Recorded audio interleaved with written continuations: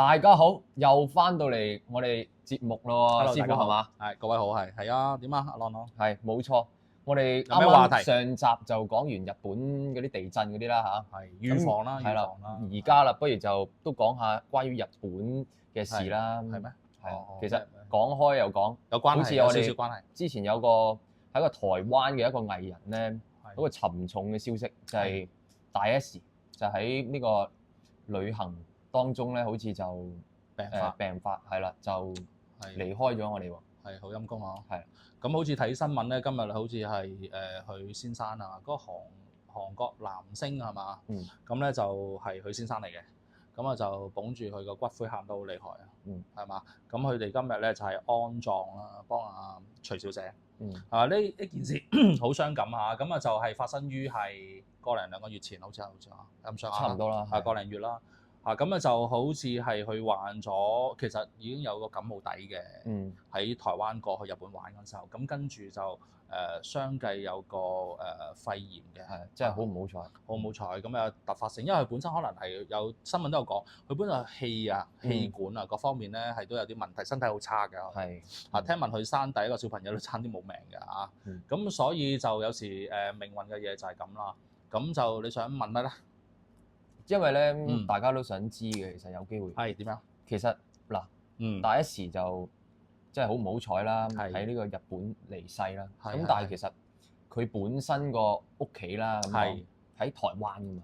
係。咁點樣去運送佢翻去台灣咧？聽聞就咁嘅，日本就係要咁樣嘅手續嘅，就係俾兩個選擇，一個咧就係可以幫你係做完個手續，你認屍之後咧，你想快啲攞翻去遺體走咧，就一定要喺當地做一個火化手續，佢就會俾你快少少。如果你成個屍即係一個屍身咧，係一個遺體係運翻台灣咧，要搞好耐。咁我聽聞就應該喺日本火化。係咪日本火化嗬？咁咧就火化咗之後咧，就係攞翻台灣啦。咁啊，佢哋擇咗個日子咧，就喺好似係今日定係琴日啊？係3月嘅唔知14定15號啦嚇。唔緊要咧，大家可以睇翻個新聞啦。咁咧就佢嘅先生咧，阿徐小姐嘅先生咧，就同埋阿徐小姐嘅家人咧，就今日咧就係將佢係安葬啦，安葬喺一個好似骨灰龕嘅地方嘅。咁好啦，咁頭先咧阿德朗咧，其實佢想問一樣嘢，阿徐小姐喺日本過身，係啦，冇錯。咁其實當其時咧，佢係喺醫院過身㗎啦，係嘛？醫生證明佢係搶救唔成功啦，咁好唔開心就離開咗啦。咁其實咧，佢嗰個魂咧，我哋有3魂7魄㗎嘛。當你嗰個人離開咗嘅時候咧，佢嗰個中陰身咧，佢就會喺佢嘅身體咧就飛出嚟嘅。咁佢會陪喺個醫院嗰個周邊。OK。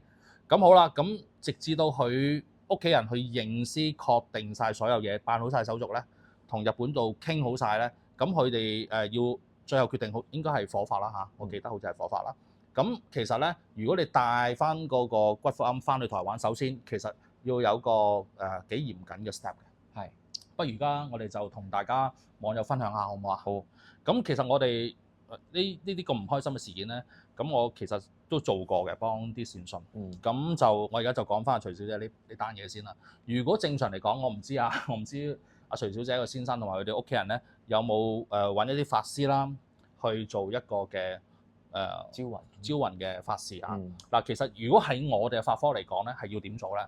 首先，我哋就有一條吊魂符，一條追魂符，你一定要攞佢曾經着過嘅衣服一套。OK， 同埋路票，OK， 你就寫上總準備，當然要有香爐啦，當然你要誠心上香啦，嗌佢個名啦。咁寫嗰個路票咧，你寫好晒阿徐小姐所有嘅生辰嗰啲就死忌啊、生忌啊嗰啲嘢，OK，同埋話俾對方聽。首先要法師敕令嗰一邊嘅地兵 ，OK， 就勾嗰條徐小姐個魂藏於嗰件衫裏邊，O 唔 OK？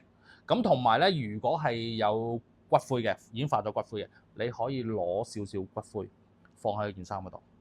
OK， 咁好啦，吊魂符、勾魂符，咁我哋亦都有吊魂咒嘅。OK， 咁做完呢個手續，化完嗰個寶啦，咁我哋仲有一份係地主衣嘅。化好晒之後咧，捲埋佢，連同埋嗰個呢一個嘅骨灰。嗱，打個比方嚇，呢個動作係點咧？係你哋已經係嗰啲屋企人咧，係已經係買咗飛機票，係當日翻去台灣咁計㗎嚇。而家我講嘅個過程喺醫院出邊，因為醫院一定唔俾你做啦。咁當然嚇，咁你喺醫院出邊，因為仲係嗰個地界 ，OK？ 點解我哋有個地主醫咧？就係法師就號令嗰個嘅土地嗰度咧，係同埋啲地兵咧協助係扶徐小姐個魂咧。係藏於嗰件衫裏邊 ，OK， 咁好啦，件衫不可以見光喎，整好咗之後捲埋之後咧，咁就要擺喺一個密實袋裏邊，骨灰還骨灰啦，當然係啊，咁佢哋一個骨灰龕啦，咁咧一路嗌住佢名，你哋一定會有架車準備定噶嘛，去或者去機場先啦，嗱我唔知佢哋嘅當其時嘅嗰個時間上係點樣，如果佢哋要加晚嘅，咁就要去上車嗰下一定要嗌徐小嘅名。上架車啦，我哋可能翻去酒店邊一度，得唔得？要住一晚先，OK？嗱，其實最好就即走啦，梗係嘛？安排到嗱，我當佢唔會住酒店，好即走，咁佢就要去到要話俾個魂頭知，我哋而家會帶你，即係我而家係以佢最親密嗰個人喎，就係先生啦，佢丈夫啦，嗌住佢個名上嗰架車 ，OK？ 跟住話俾佢聽邊一班機。邊一班機由邊個機場去邊個台灣當地邊一個機場，同埋上機嘅時候上邊一班機，同埋你坐邊一個號碼嗰個席位 ，OK？ 你一定要留個席位俾佢。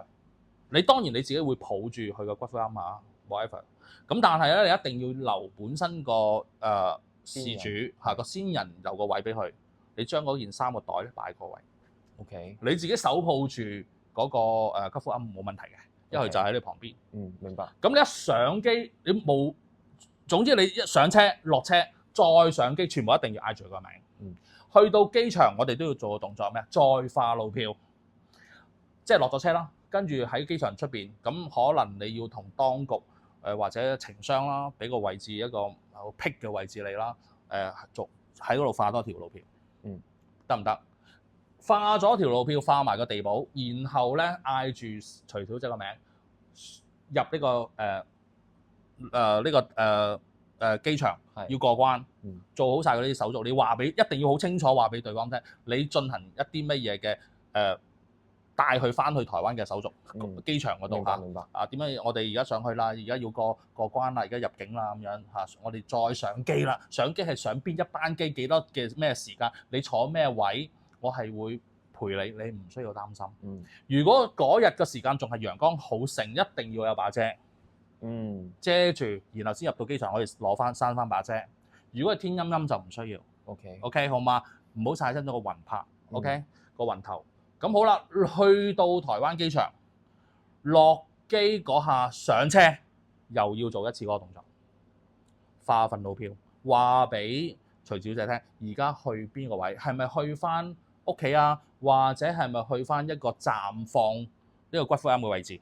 因為肯定係佢哋係暫放咗一個骨灰龕嘅場所先嘅，因為要做好多手續噶嘛，你要同台灣你都要買位㗎，咁啊跟住要揾師傅去幫你擇個日子，然後先可以上位㗎嘛，係嘛？揀個最好嘅日子去幫佢上位㗎嘛。嗱，其實個手續整體嘅手續就係咁樣。